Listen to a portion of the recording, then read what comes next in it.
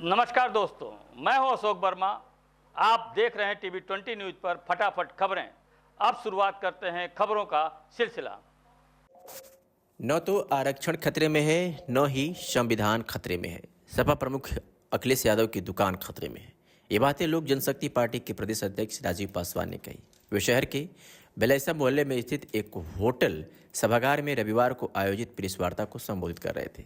लोक जनशक्ति पार्टी के नेता ने कहा कि वो अपने दल के नेताओं के साथ तरमा थाना परिसर में मृत युवक के घर जाकर मुलाकात करेंगे। उन्होंने कहा कि थाना परिसर में युवक की मौत के लिए पुलिस पूरी तरह से जिम्मेदार है। हमारी पार्टी पीड़ित परिवार को 1 करोड़ रुपए का मुआवजा और सरकारी नौकरी देने की मांग कर रही है।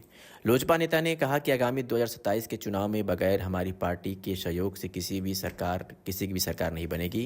उन्होंने कहा कि जनता समाजवादी पार्टी के लोगों के विषय में जान चुकी है। आगामी चुनाव में जनता सपा की दुकान को बंद कर देगी, जिसकी भनक अभी से पार्टी के लोगों को लग चुकी है।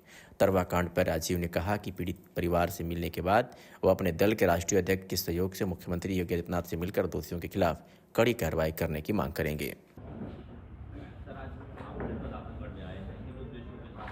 जी, सबसे पहले तो मैं आजमगढ़ में सभी प्रेस मीडिया के सभी साथियों को सबसे पहला मेरा प्रणाम।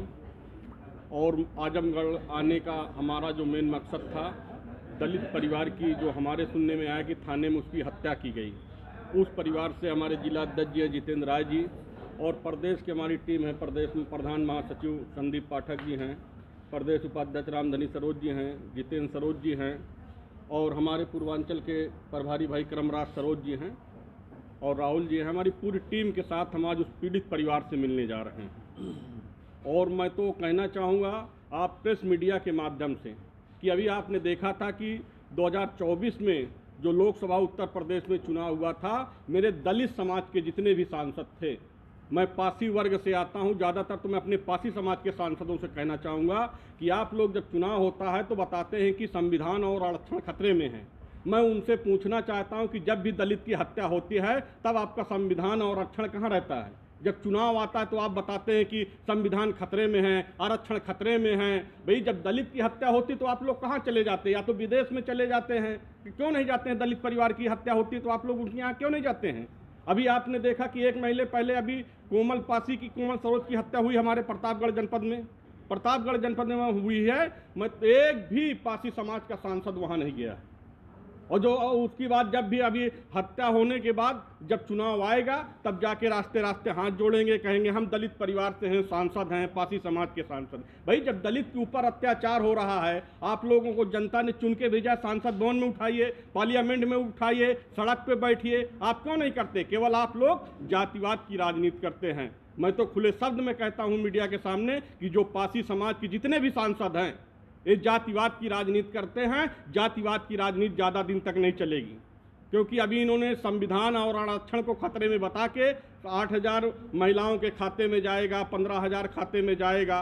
उसके बाद उन्होंने गलतफहमियां फैला के संविधान खतरे में है, आरक्षण खतरे में है और संविधान को बता के इन्होंने कुछ सीटों को इन्होंने जीत के हासिल किया है। मगर मैं आपको बता देना चाहता हूं कि 2027 में उत्तर प्रदेश में लोक जनशक्ति पार्टी रामविलास उत्तर प्रदेश में मजबूती से चुनाव लड़ने जा रही है। और लोक जनशक्ति पार्टी वाली नहीं है। उत्तर प्रदेश में लोक जनशक्ति पार्टी रामविलास पासवान जिसको चाहेगा उत्तर प्रदेश का मुख्यमंत्री 2027 में बनेगा। आप उस परिवार से मिलने जा रहे हैं तो क्या कुछ सरकार से मांगे होंगी सर? क्या कुछ आप अब वो परिवार से जा रहे हैं वहाँ पे मांगेंगे। हम तो चाहेंगे परिवार को कम से कम 1 करोड़ मुआवजा दिया जाए और कम से कम उनके परिवार में एक नौकरी दिया जाए, कि क्योंकि इकलौता बेटा है और उसको जो भी एसडीएम के द्वारा उनकी ज़मीन मुआवजा कराई जाती है तो कम से कम उनको ज़मीन भी उपलब्ध कराई जाए।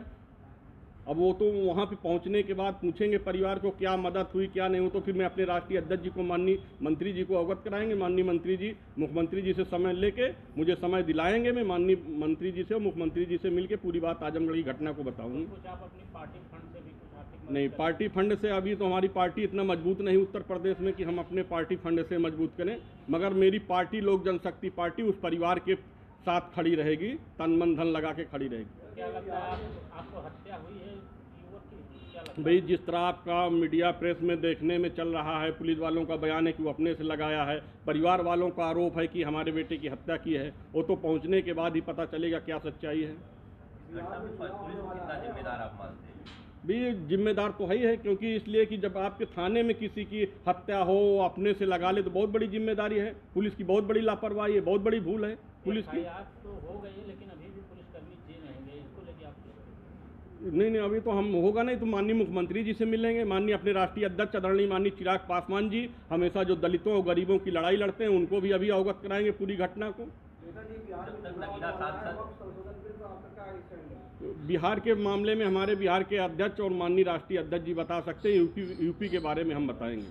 नगीना सांसद जब चुनाव में नहीं जीते थे उससे पहले लगातार ऐसी घटनाओं को देखा जाता था जी। इतनी बड़ी घटना हो गई, अभी उनकी उपस्थिति नहीं हुई, इसे किस तरह से देख रहे हैं? और अखिलेश यादव जी आजमगढ़ में उनका कार्यक्रम लगा है, मगर उस परिवार से मिलने का कोई कार्यक्रम नहीं है, इसे किस तरह से? मैं तो बता दिया ना, केवल इनको बस एक ही ढिढोरा पीटना है। आरक्षण खतरे में है, संविधान खतरे में है, ना आरक्षण खतरे में है ना संविधान खतरे में है। इस बार इनकी 2027 में दुकान बंद हो जाएगी अखिलेश जी की। अखिलेश जी केवल बोलते हैं अपने सांसद, भाई अभी कोमल पासी की हत्या हुई, मेरे बगल का सांसद है पासी बिरादरी का, क्यों नहीं गया कोमल पासी की यहाँ हत्या हो गई? जाइए, हम लोग वहाँ 2 दिन जाके बैठे, वहाँ पे कार्रवाई उत्तर प्रदेश में लॉ एंड ऑर्डर की बात होती है, आप किस तरह से देख रहे हैं लॉ एंड ऑर्डर को उत्तर प्रदेश में? अरे भाई, लॉ एंड ऑर्डर तो कार्रवाई हो रही है। जो घटनाएं जैसे आजमगढ़ में वहाँ हमारे प्रतापगढ़ में कार्रवाई हुई, आप ही के द्वारा बताया जा रहा है कि FIR हुआ है। अगर उस पर कार्रवाई नहीं होगी तो हम लोग इसको लेके इसको संज्ञान मिलेगी, माननीय मुख्यमंत्री जी से करेंगे। अधिक जो जी समर्थन की सरकार है जी, फिर भी इस तरह की कार्रवाई नहीं हुई, क्या सरकार को भी अवगत कराना है आप? नहीं, बिल्कुल। मैं तो कह रहा हूँ कि यहाँ पूरी घटना को जानकारी लेके माननीय मुख्यमंत्री जी को अवगत कराएंगे और विधिवत कार्रवाई होगी। सरकार किसी को छोड़ेगी नहीं, जो दोषी होगा कार्रवाई होगी। जिले में किस तरह से देख रहे हैं बीजेपी के लोग और सपा के लोग, क्या उस परिवार की मदद करने में असक्षम है आपको लगता है? तब आप नहीं, मेरा तो मैं माननीय पासवान जी के पार्टी से 1999 जब हाई स्कूल में पढ़ रहा था तो उस समय में दलित सेना का ब्लॉक अध्यक्ष हुआ था हमारे पार्टी में ब्लॉक। उस समय 25 साल से है, जहाँ भी घटना होती पूरे उत्तर प्रदेश में मैं स्वयं जाता हूँ, और जहाँ भी जरूरत पड़ती है मेरे राष्ट्रीय अध्यक्ष जी आते हैं। हम पूरे उत्तर प्रदेश में जाते हैं और 25 साल से हमारे पार्टी का संघर्ष चल रहा है, चाहे दलित परिवार के साथ हो चाहे जिसके साथ हमारी पार्टी जाती है और मौके पर खड़ी रहती है हमारी पार्टी।